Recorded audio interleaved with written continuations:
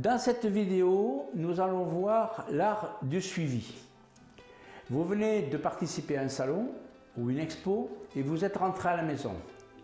Si vous avez vendu, c'est très bien, mais cette exposition ne finit pas une fois de retour dans votre atelier. Bien loin s'en faut d'ailleurs. Vous avez maintenant toutes ces cartes en main pour assurer le suivi commercial. Et oui, c'est là que de nombreux artistes, artisans d'art n'assurent plus. Et c'est bien dommage car il y a des ventes à faire. Vos principaux outils pour assurer un bon suivi sont les cartes de visite et les contacts que vous avez récoltés pendant la foire. On dit que 30% des ventes se font après un salon.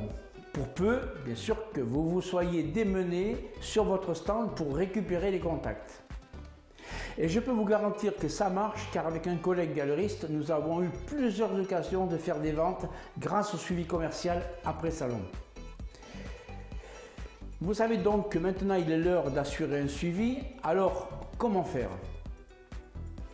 Quand vous exposez lors d'un salon, quand vous rencontrez des clients potentiels dans une manifestation d'art ou d'artisanat d'art, vous créez un contact personnel qui n'ira pas très loin si vous n'assurez pas rapidement une relance. Il est malheureusement très courant que les artistes artisans d'art ou d'autres personnes et même des commerciaux n'assurent pas correctement le suivi de leur premier contact et laissent donc s'échapper des ventes. Il faut entre 5 et 10 contacts avec un client potentiel pour arriver à conclure une vente. Ceci veut dire que vous devez forcément assurer un suivi après un premier contact. Il ne faut surtout pas harceler les personnes que vous avez rencontrées lors de la dernière foire d'artisanat ou lors d'un dernier salon. Sinon, ces contacts peuvent être perdus définitivement. Mais il suffit dans un premier temps simplement de leur rappeler que vous vous êtes rencontrés à tel endroit et que vous leur avez montré vos créations. Remerciez-les, dites-leur que vous avez apprécié ce contact. Restez positif. Le fait de prendre contact régulièrement éveille leur attention et vous permettra de vous rappeler à eux régulièrement. Quelle est la meilleure façon d'assurer un suivi? Un simple appel téléphonique ou un email dans la semaine qui suit le premier contact est en principe le mieux. Il ne s'agit pas là d'appel de démarchage ou impersonnel. Puisque votre prospect vous a donné sa carte de visite, il vous a donné ses coordonnées. C'est une invitation à rester en contact. Programmez vos appels.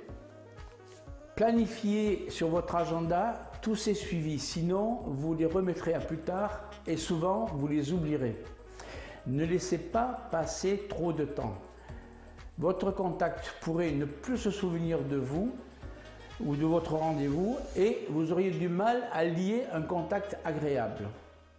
Ceci est une tâche importante dans la vente de votre art, ne la bâclez pas. Connaissez bien votre interlocuteur avant de le contacter. Avant de passer votre appel téléphonique ou envoyer votre email, prenez tous les renseignements possibles sur votre prospect. Internet et les réseaux sociaux sont des sources d'informations inépuisables, pour le meilleur et pour le pire d'ailleurs. Vous trouverez de très bonnes informations sur les profils LinkedIn de vos prospects d'ailleurs. Ensuite, prenez votre téléphone ou écrivez votre mail et profitez de cette occasion pour mieux connaître votre client potentiel. Je le répète, faites-le assez rapidement. Si votre prospect est dans votre région, lors de ce contact, vous pouvez lui demander de le rencontrer, invitez-le à venir voir vos créations dans votre atelier par exemple, ou vous rendre visite lors de votre prochaine expo si la date est proche. Si vous lui avez laissé un message ou lui avez envoyé un email, restez sa réponse, relancez-le. Ne demandez jamais à votre prospect de vous rappeler, c'est à vous de le faire. Si vous avez au bout du fil un collaborateur, une assistante par exemple, demandez-lui quel est le meilleur moment pour rappeler votre contact. Puis inscrivez-le sur votre agenda de façon à ne pas oublier. Si vous sentez que votre prospect a un intérêt pour vos créations mais n'est pas encore prêt à acheter, placez-le dans une campagne marketing. Il n'est pas encore inscrit pour recevoir votre newsletter, communiquez avec lui par des emails plus personnels. Les newsletters, aussi personnalisées qu'elles puissent être, ne valent jamais un contact plus personnel. Envoyez à votre prospect régulièrement des cartes postales de vos œuvres montrant votre travail par exemple. Faites-lui parvenir une documentation avec votre nouvelle collection, une invitation pour une journée porte ouverte de votre atelier ou toute autre communication qui captera son attention sur vos œuvres. Utilisez les réseaux sociaux. Une bonne façon de garder le contact avec vos prospects est via les réseaux sociaux. S'ils vous suivent, ils verront votre nom et votre travail régulièrement sans que vous vous sentiez intrusif. Postez des commentaires sur leur page Facebook, suivez-les sur Pinterest ou mieux encore sur leur page Instagram et devenez partie intégrale de leur réseau. Une fois que vous faites partie de leurs amis sur les réseaux sociaux, ils se rappelleront de vous et le contact passera tout seul. Ils seront plus réceptifs à vos messages et vous pourrez souvent rebondir sur des publications qu'ils auront mises en ligne. Si votre prospect est loin et si le simple fait d'assurer un suivi téléphonique vous terrifie, rappelez-vous de cela. La peur de ne pas être bien reçu et de vous faire raccrocher au nez n'est pas fondée. Les galeristes et amateurs d'art sont pour la plupart très polis, même s'ils ne sont pas intéressés par un achat. En fait, beaucoup sont dans le commerce, d'artisanat d'art, et même s'ils sont dans une autre activité, ils savent ce que c'est que de parler à un prospect. Lorsque vous faites ce suivi commercial, si vous gardez une longueur d'avance sur vos acheteurs potentiels, vos ventes augmenteront.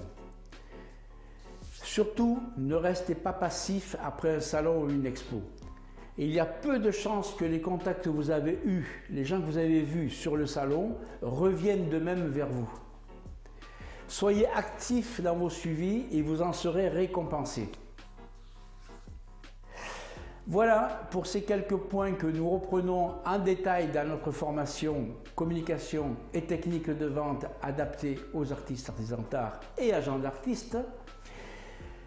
Accompagnement longue durée dans votre communication et vos ventes, disponible en ligne 24 heures sur 24, 7 jours sur 7. Cette formation peut être prise en charge par la DAS. Voilà, il fallait le dire. Vous trouverez le lien sous cette vidéo pour en savoir plus. Si vous avez aimé cette vidéo, abonnez-vous à la chaîne pour être informé des vidéos et de conseils à venir. À très bientôt.